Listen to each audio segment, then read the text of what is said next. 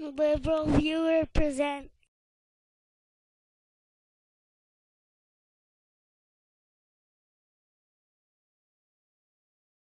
Meanwhile, back in February, because I'd lost all use of my YouTube account and because the implications of 100,000 takedown notices went well beyond just my situation, Ann Brick and Nicole Ozer were finally able to pull in someone with real expertise in copyright law, Tony Falzone.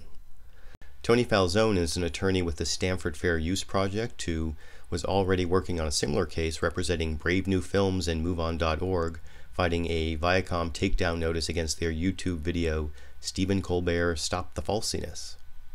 That video also included some Viacom clips in what was a really hilarious, very professional video, much better than anything I've ever produced, but it still got caught in the wave of takedown notices from Viacom. And while three great lawyers were working up my case, I also got a lot of support from the YouTube community. Throughout February, I got messages and videos of support, and I even attended the As One gathering in San Francisco, where no less a YouTube figure than Paul Robinette offered me the use of his Renetto channel to publicize my situation if nothing else worked. But as nice as it was to get all that support from the YouTube community, YouTube itself was a lot slower in responding. I couldn't get an answer from anyone from YouTube during the entire month of February, and to add insult to injury, I noticed in the middle of February there was this entry in the YouTube blog from Mia, the YouTube editor, in which she was responding to complaints about all the account suspensions, and she said YouTube was just following the requirements of the Digital Millennium Copyright Act. Now, of course, I've been waiting for YouTube to follow the DMCA since the previous November, so I wrote this email to Mia that you can now see over on the liberalviewer.com webpage. And in that email, I explained again how in November I'd followed the DMCA and sent in my come sue me notices, but even though Viacom never sued me, YouTube still never put my videos back up, and even worse, treated me as a repeat infringer and suspended my account. I was polite but firm in pointing out that I followed the DMCA while YouTube did not. Now, I don't know if it was that email to Mia or if YouTube just started learning more about the DMCA in preparation for the big Viacom lawsuit, but at the beginning of March, something strange happened. I got this email from YouTube apologizing for the delay in responding to my email from 4 months before, saying YouTube was finally going to give to Viacom in March the counter notices I'd filed with YouTube the previous November. And YouTube reinstated my account. A few days later, I got this email from YouTube saying Viacom withdrew the 4 takedown notices against me from November. And after that, everything fell in place pretty quickly. My lawyers formulated this plan where instead of preparing and filing more than a dozen more DMCA counter notices, I just wrote this letter to Viacom making my case and asking them just to withdraw the remaining copyright accusations against my videos.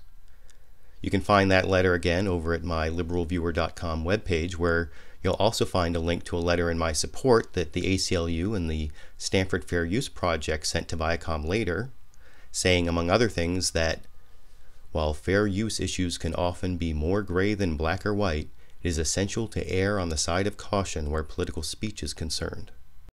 And it worked. The lawyers at Viacom requested copies of all the videos in question, and a few days after I sent them the DVD, Viacom withdrew all the copyright accusations against my videos. Even better, the next month, when the Stanford Fair Use Project settled the Brave New Films MoveOn.org case against Viacom for filing that takedown notice against their Stephen Colbert Stop the Falsiness video, as part of the settlement, Viacom affirmed it would generally not challenge uses of Viacom material, quote, where the use or copy is occasional and is a creative, newsworthy, or transformative use of a limited excerpt for non-commercial purposes, unquote.